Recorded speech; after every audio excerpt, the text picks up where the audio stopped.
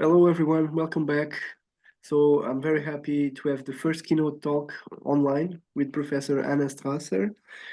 A quick presentation of Professor Strasser. So she held a postdoctoral position in Freiburg from 2004 to 7, and in Berlin at the Berlin School of Mind and Brain from 2009 to 16.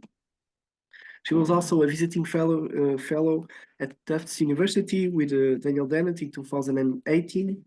She also founded the Denker Stadt Berlin, and since autumn 2020, she is an associate researcher of the Cognition, Value, and Behavior Research Group at LMU-Munich.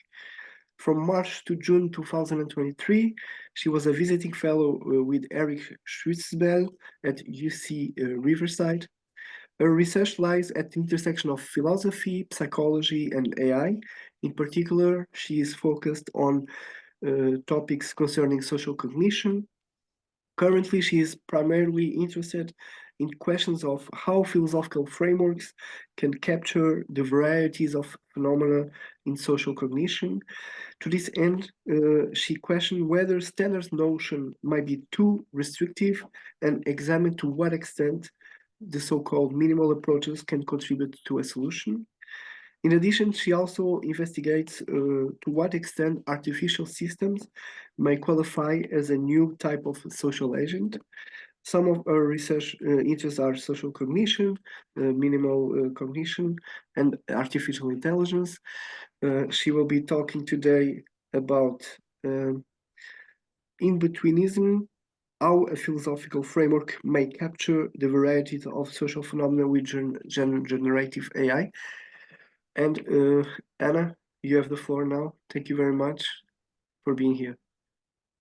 Thanks a lot for inviting me, and hello to everybody. I hope I will see your faces in the discussion, since I cannot see much people from my point of view at the moment. I hope you see what I see, and I will start right so that we don't lose any time.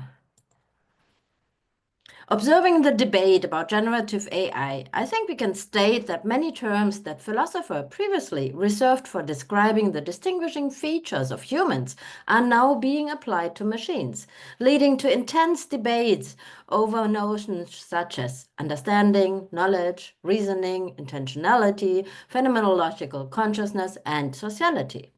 I think that we might not have the right notions to describe the properties and abilities of the new smart machines. In this talk, I will address 3 questions. First, I ask how can we capture the variety of phenomena we are confronted with. There, I will elaborate on why I think we should follow a gradual approach, questioning dichotomies and assuming a multidimensional spectrum. Then I will outline how a disjunctive conceptual framework can be applied to conceptualize in-between phenomena within a multidimensional spectrum. And I will conclude with some considerations regarding the difficulties of establishing a justifiable ascription practice. And if you want to get hold of my slides, you can download them from my website. Just follow the QR code, and I will show the QR code at the end of the talk again. I start with the bold claim that I am convinced that many things in our world around us do not dichotomize. The world is not just black and white. Yet, many of our conceptual frameworks presuppose various dichotomies. My intuition is that the thing and the worlds are often rather vague. This stands somehow in contradiction to the tendency in philosophy to establish clear-cut notions with sharp borders that determine whether a phenomenon falls under a particular notion or not.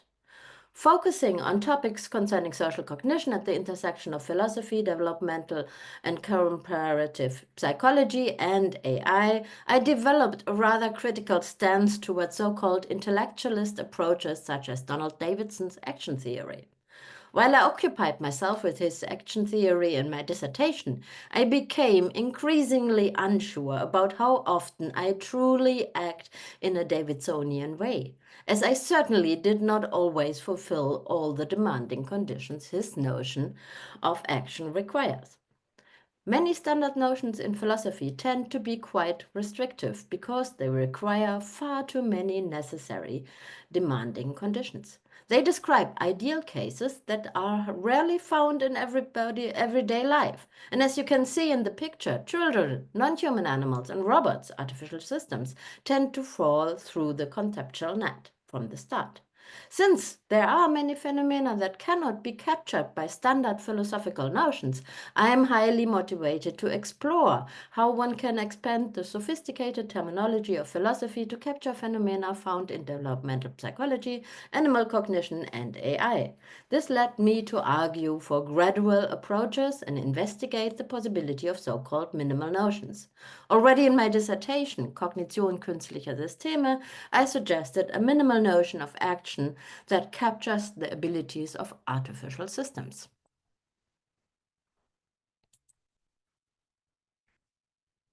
Observing the heated debate about generative AI, I argue that we face a conceptual problem. We lack notions to describe the properties and abilities certain artificial systems exhibit in human-machine interactions.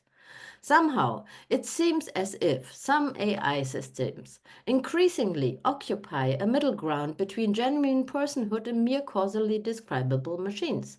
When I ask myself whether a large language model-based chatbot or a robot developed with GenAI technology is a person or a thing, I have the intuition to say neither nor. And unfortunately, I have no philosophical terminology with which I could describe what it is instead. And if this intuition is correct, we can no longer reduce all interactions with AI systems to mere tool use. At the same time, however, it's always also obvious that we cannot classify them as full-fledged social interaction partners. It's neither quite right to say that all our interactions with artificial systems are mere tool use, nor is it quite right to say that these human-machine interactions qualify as full-fledged social interactions. Neither ordinary concepts nor standard philosophical theorizing allow us to think well about these in-between phenomena. This is why I think there is a need for a new conceptual framework that can address phenomena that fall somewhere in between mere tool use and full-fledged social interactions. To this end, I suggest rethinking our conceptual frameworks, which so clearly distinguish between tools as inanimate things and humans as animate beings that can qualify as social, rational, and if everything goes well, as moral interaction partners. Maybe we are well advised to question the underlying dichotomy between animate and inanimate. At first glance, this might sound quite provocative, since the dichotomy has guided certain lines of thinking for centuries and never changed a winning game. However, I claim that an essential factor why conceptualizing phenomena like human-machine interactions that are neither mere tool use nor full-fledged social interactions is so complicated is because our thinking is guided by a lot of dichotomies, like animate, inanimate, natural, artificial, organic, inorganic, or person and thing. Since then, I have explored all kinds of examples that could motivate us to question dichotomies. First, I suggest that many binary distinctions can be understood as artificially constructed dichotomies resulting from specific cultural traditions. According to Western conception, it is still the prevailing view that only humans and non-human animals and maybe plants can be regarded as living entities. However, taking into account cultural diversity, we see that other cultures such as Shintoism and animism characterize entities as animate objects that are considered inanimate from a Western perspective. We should acknowledge that our Western conception is just one conception of many. Second, there are rights of nature movements that are fighting for natural entities, from lakes to mountains, to be recognized in law, either by giving them legal personhood or at least an independent right to flourish. Being a legal person includes the right to be protected, to be free of pollution, and to sue. This challenges the widespread assumption that only living beings, animate things, such as humans and non-human animals who are able to suffer, can be ascribed an ethical value. Such legal steps link Western and indigenous worldviews. And last but not least, there is an interesting fact about our notion of a social agent. One can show that the attitudes toward the status of social agents has proven to be changeable throughout human history. For example, regarding the status of women, children, and other ethnic groups, and some non-human animals, the class of social agents has already been extended in various ways. From our contemporary perspective, it seems unimaginable that any human could be excluded from being considered a social agent. However, a view in our recent history and also in our present shows, for example, slaves as well as women were often not regarded as social agents in certain respects. Such considerations may explain some of my motivations for advocating a gradual approach that is even questioning long believed in dichotomies. By asking what we do when we interact with large language models, I aim to explore the status of artificial systems in human-machine interactions. And you will not be surprised that I claim that asking an either-or question, such as are interactions with large language models social interactions or not, is somehow misleading. I do so because I think that we cannot address such interactions adequately if we either present a negative answer by saying that we are just playing with interesting tools, or if we present a positive answer by claiming that we are acting jointly with a social collaborator who is like us. Instead, I suggest such interactions are in-between phenomena, which are difficult to describe adequately because we don't have the right notions. To be able to describe in-between phenomena, I will suggest overcoming the dichotomy between mere tool use and full-fledged social interaction, respectively, the dichotomy between animate and inanimate. Turning to current AI debates, we can sketch two opposing extreme positions, and I think both are somehow guided by a dichotomy between animate and inanimate. I label protagonists of the first extreme position as hardcore instrumentalists. They claim that machines will never be more than mere tools and thereby exclude the possibility that any artificial system could have a social status in a human-machine interaction. For them, all artificial systems are inanimate and therefore they cannot qualify. The other extreme position I call the inexpectation of AGI view. Protagonists of this view argue that the whole demanding package of conditions that we require from humans in social interactions can, in principle, also be fulfilled by sophisticated machines. And I assume that adherents ultimately argue for something like artificial life. Interestingly, both positions may align with a standard view in philosophy, namely that concepts like agency, sociality, and in particular notions like moral agency and moral patiency describe abilities of animate beings. They just differ in their judgment of what can be animate. Before I present my suggestion how to conceptualize in-between phenomena, I would like to draw your attention to the ethical consequences of both extreme positions. This will also provide a further motivation to question dichotomous conceptual frameworks. I think that none of those extreme positions are very attractive when it comes to ethical questions. Hardcore instrumentalists claim that all artificial systems, regardless of how much AI technology is used to create them, should be considered as mere tools that lack agentive, social cognitive, and affective capacities. In sum, because inanimate entities can neither act nor think nor suffer, they cannot be ascribed moral agency and patiency from the outset. This means that artificial systems cannot be held responsible, which will, in my view, either lead to an increasing number of responsibility gaps or to a revision of already established reasons for which humans can be excused from being responsible under certain circumstances in human-machine interactions. Moreover, I think there are no straightforward reasons to allow our interactions with artificial systems to be guided by moral or social norms. The inexpectation of AGI views aims to include artificial systems into the ethical discourse, but this may lead to constellation in which it seems morally appropriate to sacrifice humans for machine. So far, I assume that we don't want humans to risk their life to save a machine or software. We don't want to be confronted with situations where it would be morally appropriate to protect the existence of a machine, especially if this means putting people's lives at risk. Another risk of this position is that one may establish a new rightless class of slaves. Furthermore, following this view, one would have to revise our social practices of punishing, since putting them into prison would be pointless. Since I think that both of the extreme positions are guided by the dichotomy between animate and inanimate, and respectively also by the dichotomy between tool use and social interactions, this is a further motivation for me to question dichotomies. For more details on this, I can refer on my forthcoming book, which is called Inbetweenism, that provocatively claims that current ethical theories are outdated in front of GenAI technology.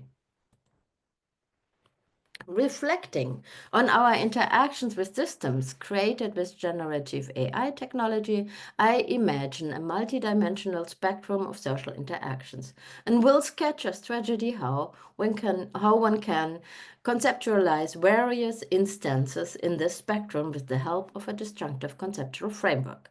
As you can see on the slide, on one end of this spectrum, I locate single-sided sociality, cases in which the sociality of the human is tossed into the void because the other entity, for example the artificial system, has no capacity for social uptake and is in no respect a social partner. There, the artificial systems are used as a tool by the human. At the other end of the spectrum, I locate full-blown cooperative social interactions as we know them from human-human interactions. But in between are all the kinds of quasi-social asymmetric interactions. This includes, for example, interactions between adults and children, interactions between humans and non-human animals, and also certain human-machine interactions. Zooming into the quasi-social human-machine interactions, we will find various instances, starting from very first weak instances of quasi-social interactions up to asymmetric quasi-social joint actions. I call those in-between phenomena quasi-social to not mistake them with the full-fledged instances, and I call them asymmetric because I think these in-between phenomena share a feature of asymmetry in the sense that quasi-social interactions pose not the same conditions on all interaction partners. Let me say something about that. Arguing for in-between phenomena concerning interaction means arguing for the claim that there is no necessity to ask for an equal distribution of abilities among all participants. Turning to phenomena explored by developmental psychology, we find social interactions between adults and children. And nobody, besides Davidson, will deny that children are socially interacting beings. Those interactions are asymmetric in the sense that children do not have to fulfill the demanding conditions adults have to fulfill. Similarly, we may consider certain human-machine interactions as asymmetric interactions and claim that artificial systems are socially interacting entities within human-machine interactions. And to avoid any misunderstandings, I want to emphasize, I do not equate interactions with children with interaction with artificial systems. They share only the characteristic of being asymmetric. This means that I propose that distinct types of asymmetric interactions are conceivable, whereby each type differs with respect to the proposed set of conditions. Now we're coming to the second part of the talk, and I will sketch how I imagine a disjunctive conceptual framework can capture the many different instances within a multidimensional spectrum of all conceivable social interactions. Inspired by Ludwig Wittgenstein, I assume that all instances stand in a relation of family resemblance, which allow for interesting cases of multiple realization. Instead of determining one set of conditions in which each condition comes with a necessity, a disjunctive conceptual framework can allow for various combinations of conditions that can capture the diversity of phenomena. That means we do not need to require a whole package of conditions that necessarily co-occur. In other words, the way is open for asymmetric quasi-social interactions. Utilizing minimal approaches towards the required conditions, we can then start to explore other sets of conditions that may qualify participants in interactions as social. With respect to the findings discussed in developmental psychology and animal cognition, we can already point to established minimal notions that characterize socio-cognitive abilities of children and non-human animals. Dominic Perler and Marcus Wild, for example, described the thinking abilities of non-human animals by ascribing simple thoughts to them. Describing abilities of children, we can think of notions such as minimal mind reading by Stephen Butterfield and Ian Epperle, or a minimal sense of commitment by John Michael and colleagues, or shared intention light introduced by Elizabeth Peshery. Applying these notions, we can, for example, argue that children can also qualify as joint action partners, even though they do not fulfill the demanding conditions we pose for adults. A characteristic feature of the development of minimal notions is to question the necessity of some conditions that come with the standard notion from philosophy and allow for a less strong manifestation of required abilities as well. Such notions made it possible to connect empirical findings and our common sense with theoretical work in philosophy. However, to characterize the entailed conditions of artificial systems, we still need to enrich our terminology with further minimal notions. This is, in a nutshell, what I aim to do when developing a disjunctive conceptual framework. Developing a disjunctive framework can capture quasi-social interactions in evolving artificial systems, is nevertheless a very challenging endeavor. It's challenging because we lack the right terminology with which we can characterize the agentive properties and social cognitive abilities of artificial systems.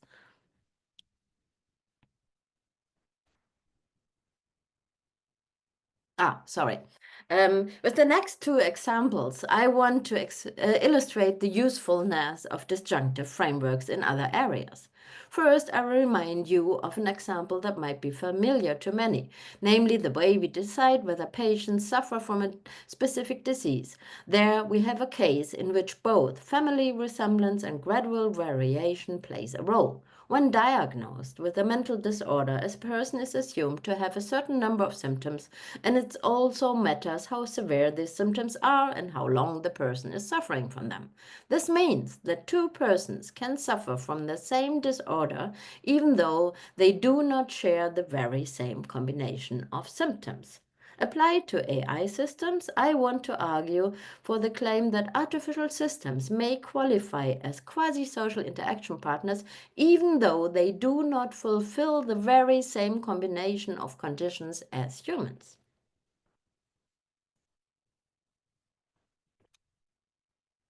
Since I want to convince you that a disjunctive conceptual framework is a good tool to capture varieties of phenomena we find in empirical research, I want to give you another example. In 2020, I published a paper titled In Between Implicit and Explicit.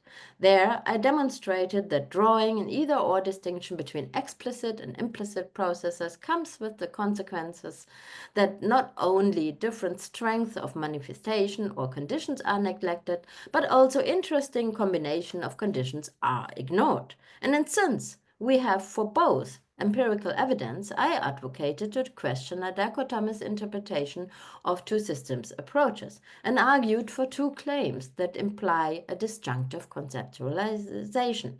First, by pointing to a more or less of certain properties, we can claim that properties vary by degree.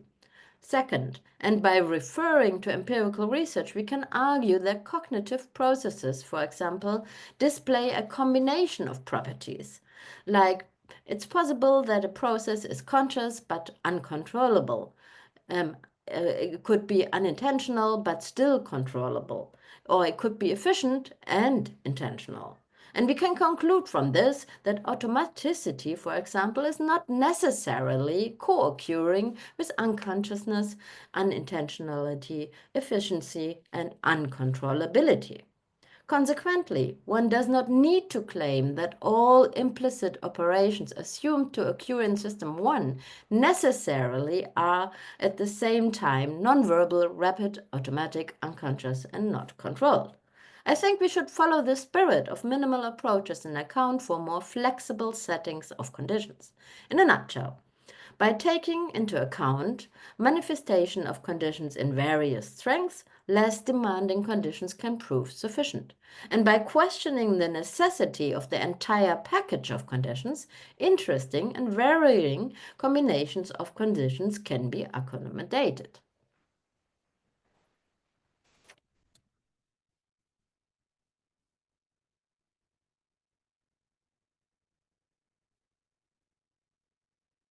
Sorry, I just lost track. So we are on slide 16.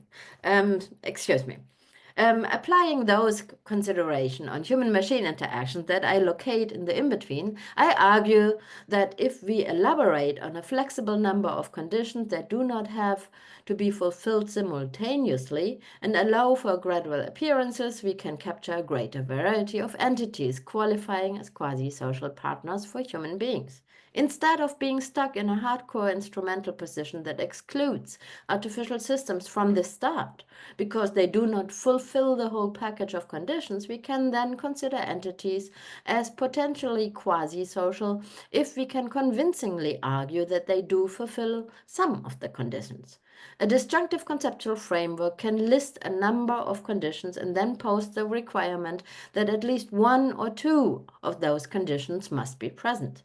This has the advantage that we do not have to follow the other extreme position that I labeled as the in expectation of AGI view, that aims to argue that the full list of conditions we pose on humans can be fulfilled by artificial systems.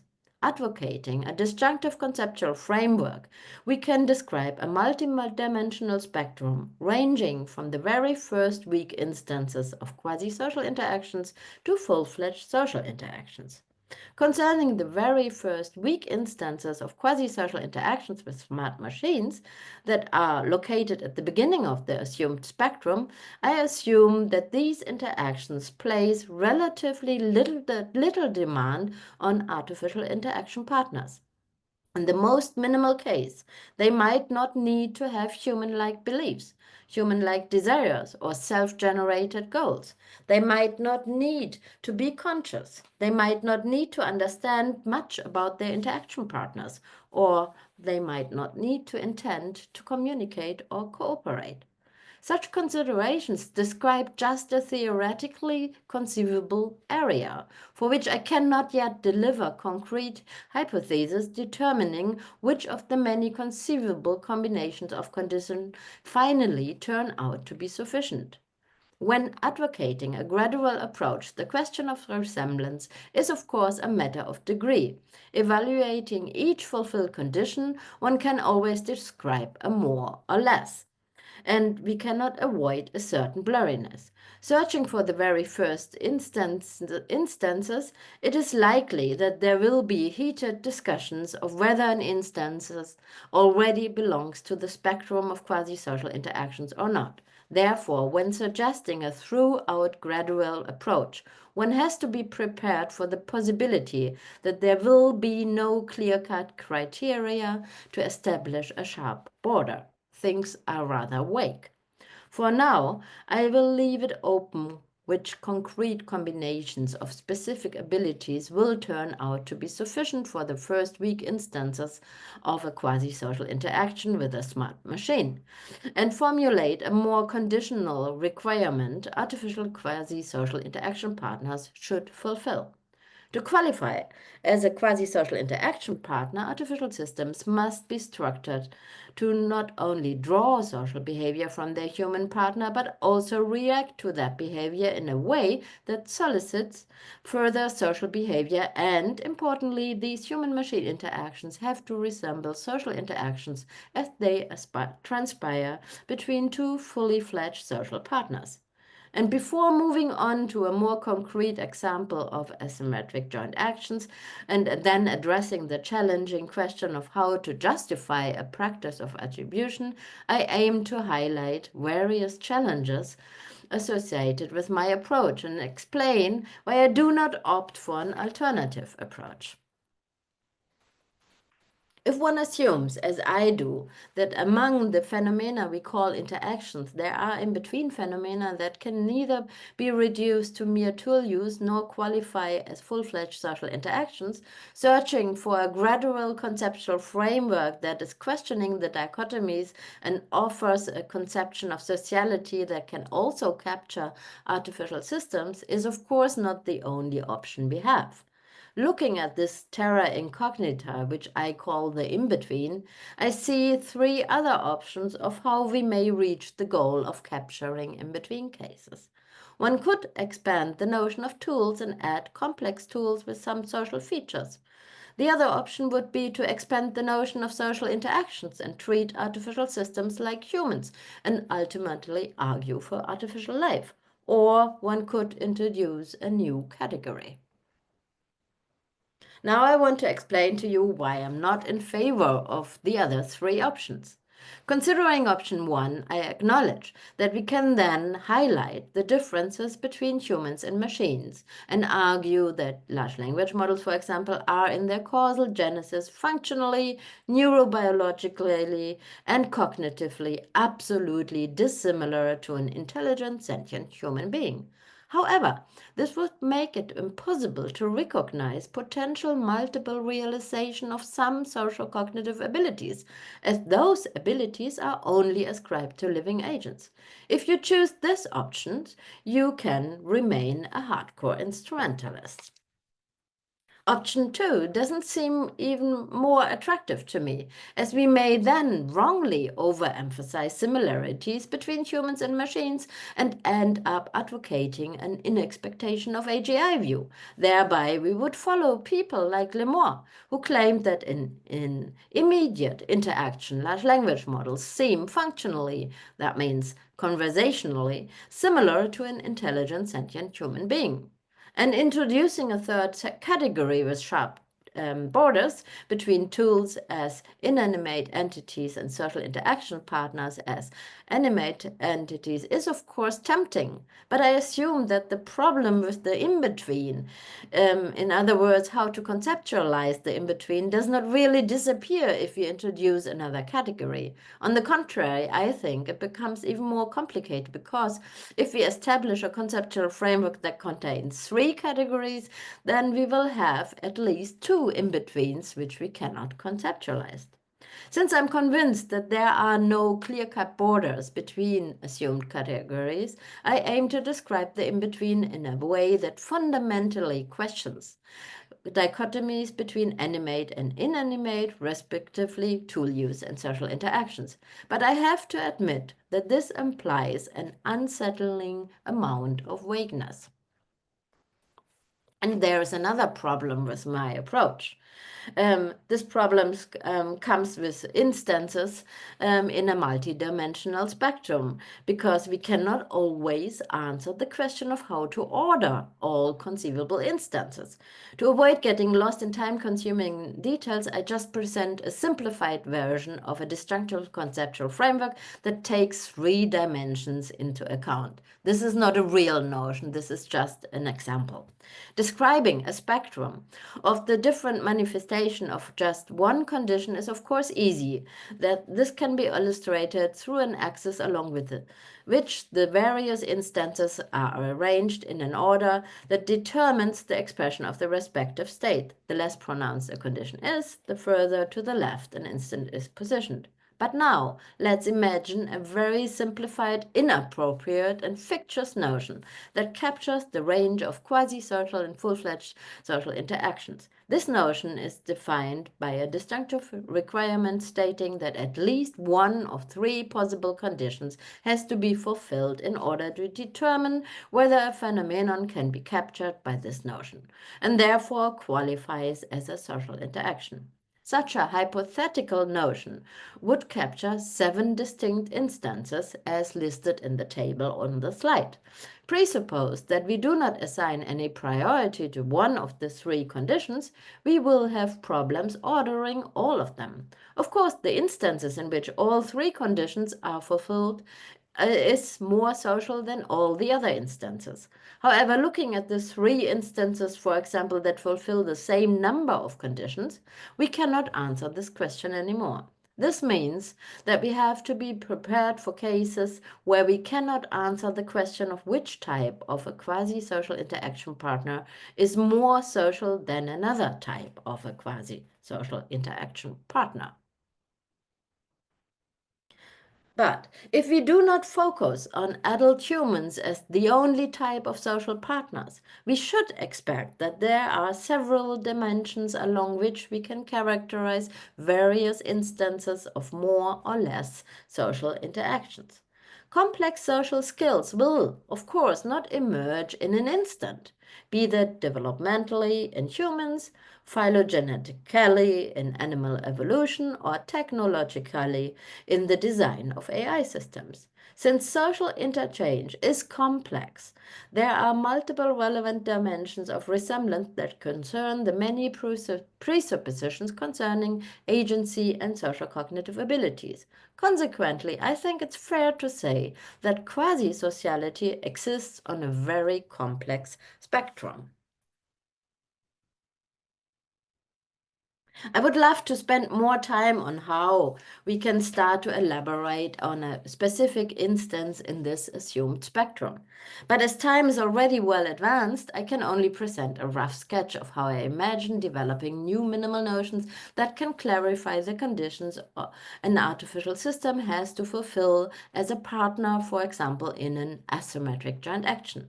I start from the idea that participants in a joint action must have both agency and the ability to coordinate. Since our standard concepts often describe ideal cases that can only be found in sophisticated adult humans, and the idea of asymmetric joint actions makes it possible to demand a different set of conditions from the artificial partner, the aim here is to develop minimal notions that allow multiple realizations with different and maybe less demanding conditions. With respect to minimal agency, I can refer to the notion of a quasi-action, which I developed in my dissertation. To ensure coordination skills, I propose developing minimal notions like minimal mind reading, minimal sense of commitment, the ability to exchange social information, and the ability to share a world model. Assuming that I could successfully argue for a more minimal set of conditions the artificial systems have to fulfill to qualify as a joint action partner, I am still in a difficult position because I do not know whether the artificial system really fulfills the proposed conditions. Arguing for a disjunctive conceptual framework that enables us to characterize a diversity of instances in a multidimensional spectrum is just one thing. To make use of it, one needs, of course, an idea of how one can argue for justified ascriptions. Any application of a conceptual framework raises empirical questions, namely questions about the extent to which we can certain conditions, abilities, or properties are fulfilled by the entities in question. This leads me to the last part of my talk. One might think that asking the creators of artificial systems is a natural strategy for answering this kind of question. However, the debate about the ascription of properties and abilities to artificial systems is a very controversial debate. Illustrating these disagreements among experts, one can, for example, refer to a meta-study that examined the opinions of NLP researchers. In this study, researchers were asked whether some generative models trained only with text could understand natural language in a non-trivial sense, given sufficient data and computational resources. The results showed that the opinions of the respondents were almost evenly split. There were both proponents and opponents regarding the attribution of understanding. In the remaining minutes, I will argue that the expertise of computer science alone is not sufficient to reach the ground for justifiable ascriptions and conclude with a plea for a cross-disciplinary approach. Neither the Turing test nor benchmarks deliver reliable grounds for the ascription of social cognitive abilities. Relying on mere behavioral measures, like Turing test-like measures, is misleading because they do not check whether an entity has concrete abilities to pass a test based on the underlying information processing. They deliver information about the increasing indistinguishability. However, this concerns the ability of the human evaluators to distinguish artificial systems from human interaction partners on the basis of their behavior. Consequently, I say passing the Turing test may be a factor shaping the common sense of what abilities we attribute to artificial systems, but it cannot serve as a scientific measure to justify the ascription of such abilities. Supporting attribution of the cognitive abilities by reference to benchmarks is also insufficient from my point of view, because a machine that is able to solve presented tasks does not necessarily have to apply the supposed cognitive abilities to do so. This makes me think of the Wittgensteinian rule-following paradox, which is nicely described by Kripke's example of addition and quaddition, which shows that it is possible that observed behavior is caused by a different way of rule-following. Nevertheless, the success on various benchmarks assessing reasoning, language comprehension, programming skills, and other abilities, together with the reported successes in tests like the Uniform Bar exam, the Graduate Record exam, and several high school advanced placement tests, have fueled the ongoing debate about potentially ascribable cognitive abilities. However, obstacles like data contamination, robustness of the results, and problems with flawed benchmarks should be considered before one takes their results as an indication that a system really possesses certain abilities. Applying standardized tests to humans, one can in the most cases assume that they have not yet seen the answers to the specific test questions before. This means in the human case, we have reasons to exclude the possibility that the performance could be based on pure memorization of the answers to certain questions. However, this is far from certain with large language models, as they are trained on a huge amount of data. There, it is more likely that they have already there it is more likely that they have already seen in specific answers to the questions during their training phase. This is called data contamination, and the effects of having seen test tasks in the training phase are described as overfitting. The fact that many creators of the large language models, such as OpenAI, do not make their training data public contributes to a situation in which such suspicions cannot be ruled out with certainty. Unfortunately, I do not have the time to report in detail from all the studies indicating, for example, memorization can be an explanation for success in a benchmark. In general, I think we should be critical of whether benchmarks actually measure what they claim to measure.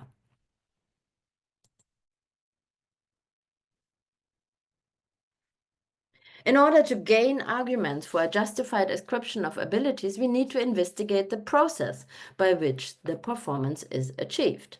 Unfortunately, providing mathematical description of large language model does not yield useful insights into whether their performance on challenging tasks is due to the possession of any social cognitive abilities. Such descriptions do not provide human intelligible descriptions by which we could decide whether social cognitive abilities have emerged. But I think one could compare a mathematical description of a huge composite function consisting of a complex sequence of linear and nonlinear transformations across many layers with a detailed description of the human brain at the molecular and cellular levels. And trying to decide whether a brain has implemented a social cognitive ability by just looking at such low-level description is also somehow useless. However, we know that taking a physical stance toward humans being does not yet exclude the possibility that we are also justified in taking an intentional stance towards them. In the same way, I would argue that the fact that we can provide a mathematical description of neural nets does not yet exclude the possibility that they might nevertheless possess social cognitive abilities. This consideration can serve as an objection to positions stating that because large language models operations can be described by a mathematical description that refers to statistical calculation, linear algebra operation, or next token prediction, those predictions are also all we could ever ascribe to them. And I'm coming to the end. To come to justify description criteria, I think we have to go beyond input-output patterns and find a level of description that can bridge the physical stance to a higher level. Therefore, there are approaches often labeled as interpretability techniques that aim to investigate the inner structure of neural networks, and I think those approaches are much more promising.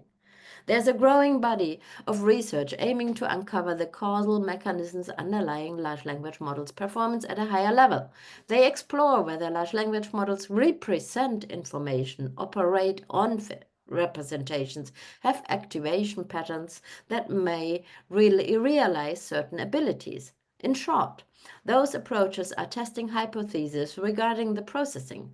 On the slide, you can see some explanation of the used methods like probing, attribution, and causal intervention method. Unfortunately, it's outside the scope of this talk to provide a comprehensive and critical overview of such approaches, but I can recommend a very accessible presentation of such approaches, which can be found in two papers by Raphael Millier and Cameron Buckner, which are called A Philosophical Introduction to Language Models. Even though I think that such strategies are quite promising, there are two severe difficulties. First, we still have to wait until those techniques can also be applied to large language models, as up to now they are mostly practiced with smaller toy models.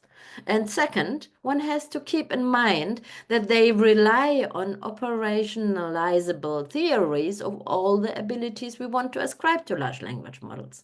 And as far as I can see, we do not have mainstream theories explaining how one could operationalize understanding, reasoning, and all the other cognitive abilities.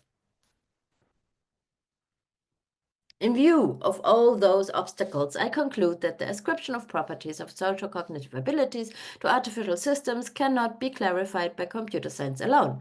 However, purely philosophical theorizing also has not yet led to a practical strategy of how one could justifiably argue for certain ascription. At this point, one could despair and say that we are staring into an abyss, and that there is little hope that we will ever be able to build conceptual bridges in the foreseeable future that will allow us to ascribe certain properties and abilities to artificial systems clearly. However, from my point of view, this uncertainty regarding the justified attribution of properties and abilities motivates an urgent need for a cross-disciplinary cooperation that includes further disciplines like sociology and legal science. which might then have the potential to suggest a commonly agreed on practice of how one can adequately describe the status of artificial systems in human-machine interactions. And this is the last slide. To sum up, addressing the three questions with which I started my talk, I argued for the idea to assume a multidimensional spectrum that includes the in-between phenomena that we cannot describe with our standard terminology. By sketching a distinctive conceptual framework that entails new minimal notions, I suggested a strategy for how we can conceptualize in-between phenomena. And finally, I provided reasons why finding a justifiable ascription practice is a challenging endeavor that can neither be met by computer science nor by philosophy alone, and concluded with a plea for a cross-disciplinary approach. Thanks a lot for your attention. And I have to also say thank you to all the people I had the chance to interact with.